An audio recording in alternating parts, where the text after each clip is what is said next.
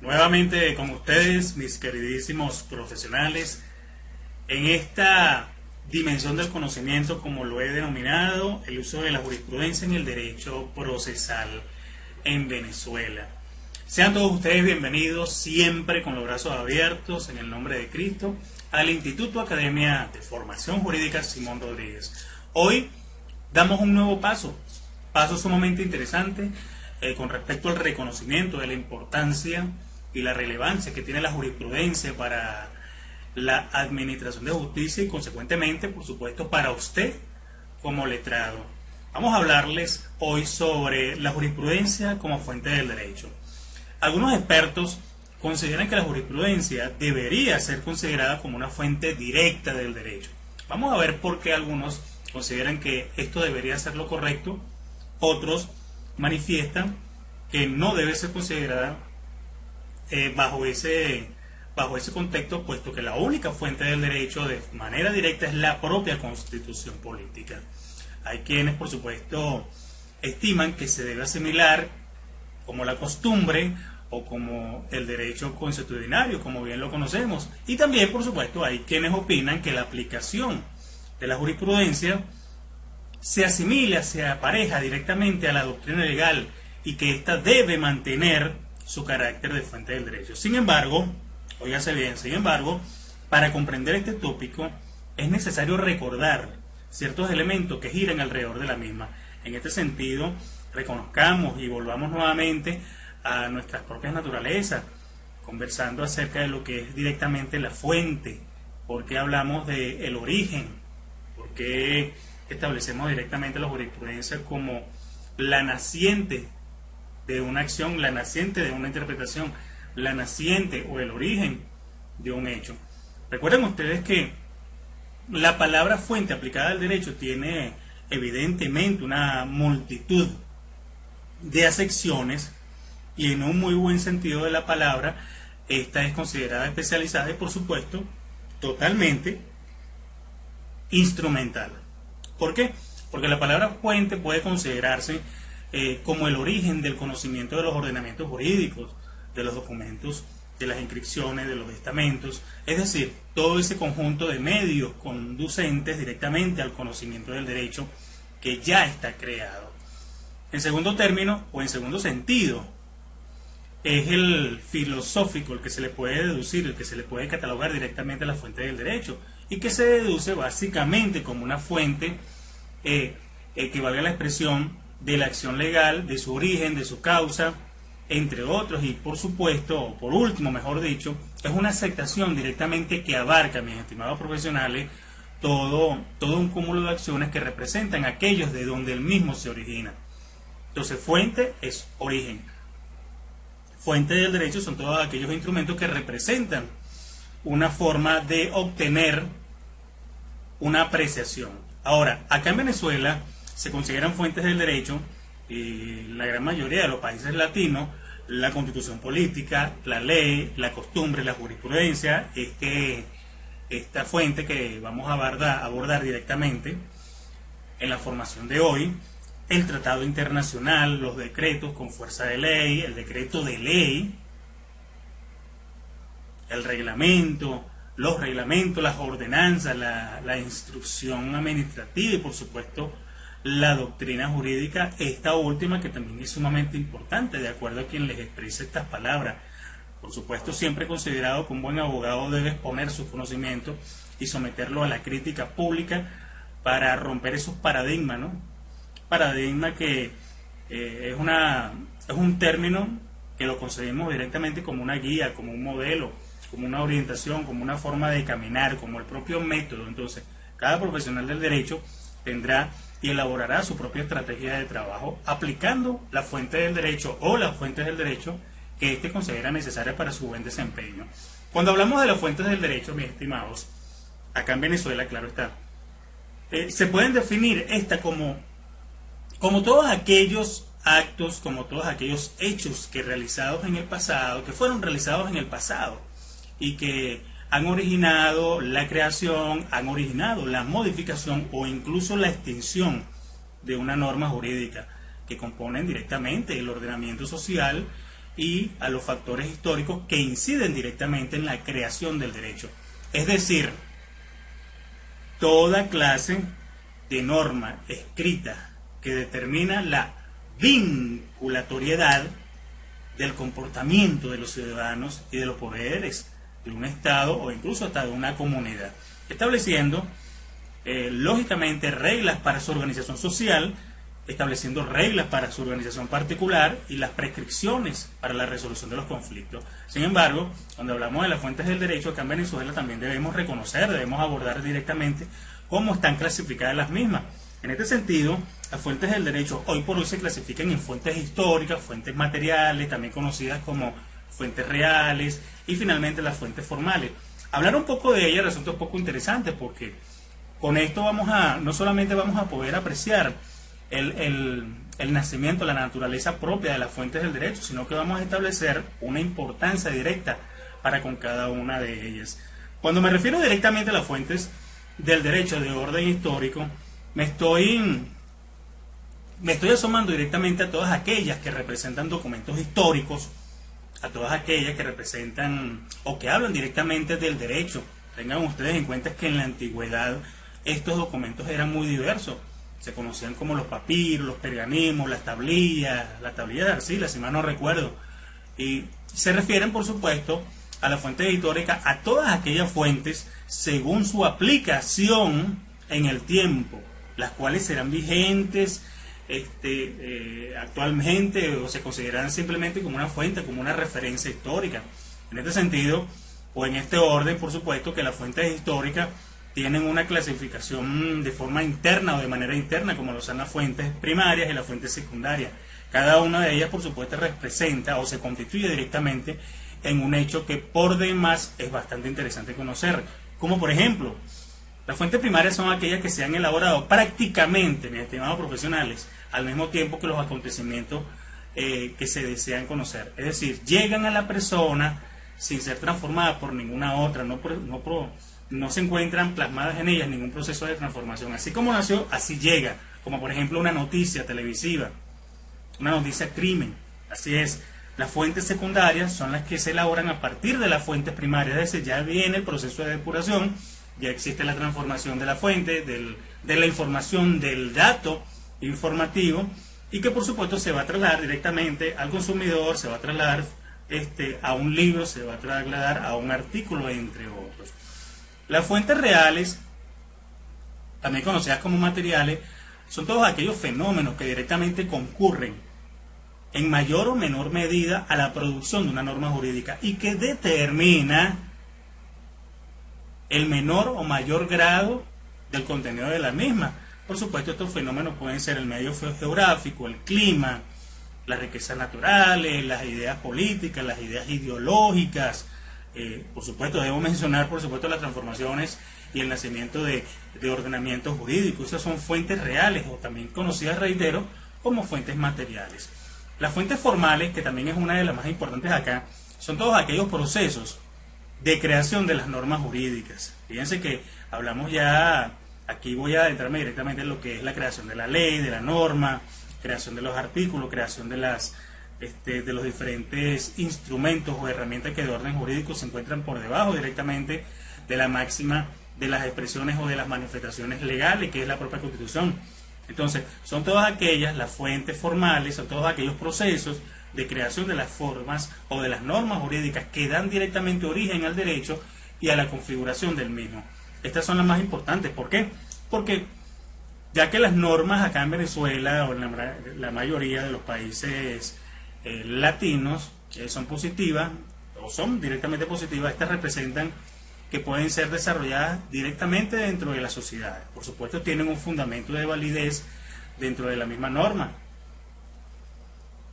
Y esto es sumamente interesante abordarlo, ya que por supuesto la Constitución es la norma suprema. La Constitución representa el estamento político de mayor importancia en un país, y es por ello que las fuentes formales se clasifican a su vez en fuentes directas y en fuentes indirectas.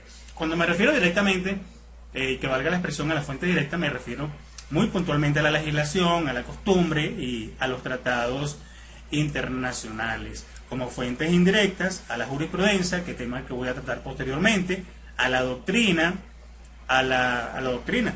Y ya hablando un poquito acerca de cada uno de estos hechos, fíjense ustedes que cuando hablo de la legislación, me refiero a que en los sistemas jurídicos del derecho que son completamente escritos, es decir, el derecho positivo, esta representa o se constituye en la norma jurídica que con carácter general y obligatorio resulta de un proceso específico de creación por parte de un órgano u autoridad al efecto. En todo caso, les puedo mencionar directamente el proceso legislativo, con la iniciación, con la discusión, con la aprobación, sanción, publicación y posteriormente la iniciación de la vigencia de la ley.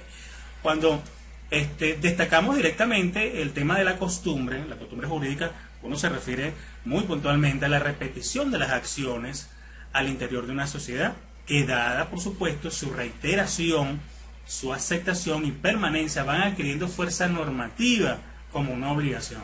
Lógicamente que la costumbre no es una fuente del derecho directa, la costumbre no es una fuente del derecho indirecta, por el contrario se considera una de las más acentuadas y que tiene una mayor permanencia a lo largo del tiempo, dura muchísimo más.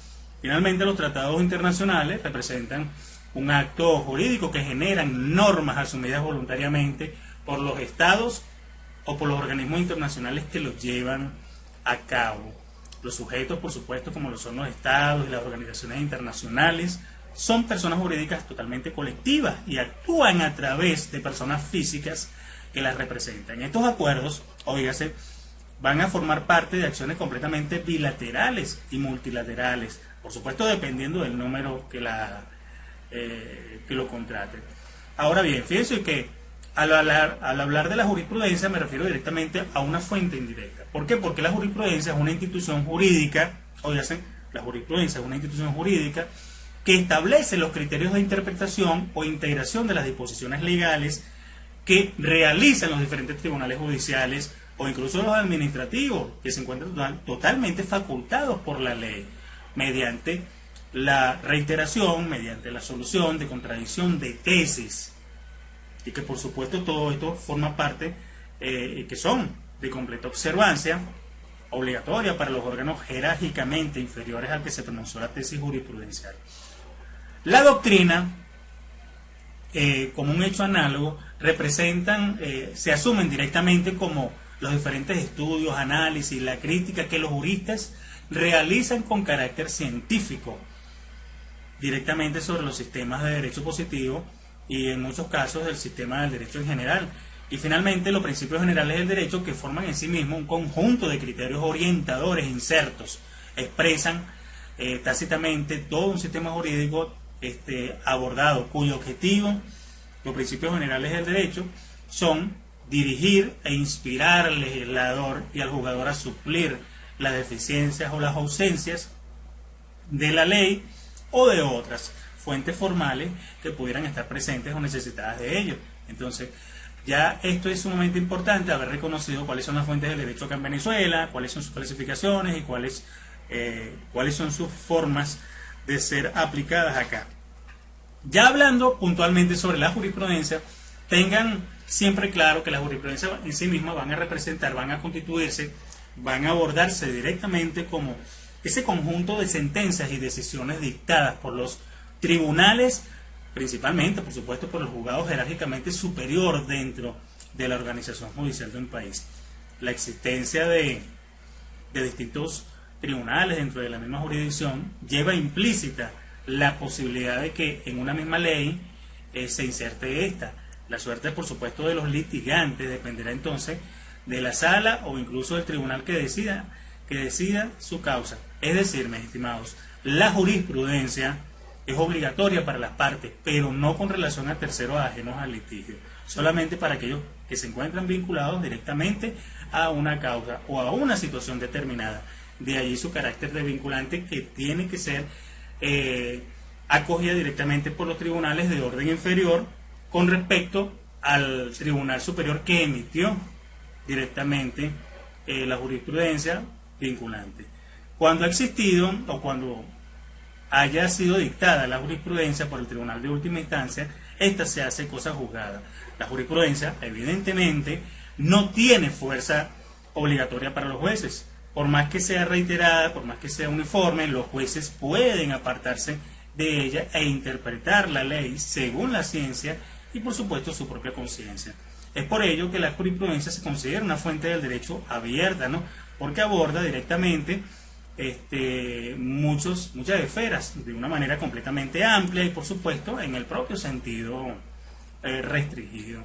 Cuando hablo o cuando toco la puerta del sentido amplio del alcance de la jurisprudencia, me refiero como a que la misma jurisprudencia en sí misma se forma como un conjunto de sentencias, por supuesto todo esto en sentido lato, que son emitidas directamente por órganos jurisdiccionales del Estado, de donde el término es utilizado cuando se dice, por ejemplo, repertorio de jurisprudencia, es decir, unificar jurisprudencia. Entonces, porque la jurisprudencia en sí misma es utilizada directamente por todos los organismos jurisdiccionales del Estado y que lógicamente repercute positivamente en cada acción que emite el juez para emitir un criterio, para emitir una postura. Cuando me refiero al sentido restringido que posee directamente la jurisprudencia, tengan ustedes que la misma jurisprudencia, siempre voy a insistir en ello, representa o acoge directamente al conjunto de sentencias que orientan y que dan uniformidad al trabajo al trabajo judicial directamente que se desarrolla dentro de los organismos de administración de justicia. De allí que por supuesto que es completamente necesario asumir diferentes dimensiones concluyentes acerca de la jurisprudencia y que cada profesional del derecho la aborde directamente con la conducta responsable, con una conducta totalmente crítica, que por supuesto aborde una dimensión de conocimiento que tenga una estrecha relación con la causa que éste esté llevando. Recuerden ustedes los diferentes hechos que embargan directamente la jurisprudencia, como los el hecho de que esta no es más que una doctrina sentada generalmente por un tribunal de casación, por supuesto, siempre vinculadas directamente con un hecho totalmente definido, con un hecho determinado, y que siempre va a ser, por supuesto, puesta a la palestra, siempre va a ser debatida. Es por ello que las jurisprudencias tienen ese rol tan interesante, pasan a ser totalmente fundamentales en el ejercicio del derecho. Y de allí, por supuesto, que el valor de la misma sea completamente judicial. Tengan ustedes siempre en cuenta que en nuestro país, Venezuela, es un país completamente romanticista y por lo tanto nuestro sistema de derecho es escrito, es positivo y la jurisprudencia tiene una importancia relativa. La jurisprudencia tiene un valor inmensamente moral, es decir, que depende de la jerarquía del tribunal que la pronuncia directamente. Sí, depende del tribunal que la pronuncie directamente. Hay muchísimos autores que consideran, autores tales como Eloy Lares Martínez, que es un catedrático, profesor universitario de la ciencia del derecho, que define directamente la jurisprudencia como hechos totalmente vinculantes y como acciones que no son vinculantes. Por supuesto que las jurisprudencias no tienen, los jueces, mejor dicho, no tienen el deber moral de acogerse a ninguna jurisprudencia. ¿Por qué les comento esto? Porque tengan ustedes en cuenta que ese valor moral al cual me estoy refiriendo va a depender directamente de la sala o del tribunal que las emita, ¿no? Todo va a ser una percepción o un sentir directamente fenomenológico dentro del contexto jurídico. Entonces, estimados profesionales del derecho, vean ustedes que la jurisprudencia como fuente del derecho se convierte hoy en día como un instrumento, como una herramienta indispensable para conocer de mejor manera e interpretar la ley, para buscar en ella y encontrar en ella diferentes acciones que puedan permitirnos abrir puertas dentro del sistema jurídico que a favor de nuestro patrocinado puedan generar, evidentemente, beneficios de orden material y beneficios también judiciales. Dicho esto, se les quiere muchísimo, estimados profesionales, siempre serán ustedes bienvenidos a esta, siempre su casa de estudios, el Instituto Academia de Formación Jurídica Simón Rodríguez. Quien les habló, el doctor abogado Mauri Rojas. Bendiciones.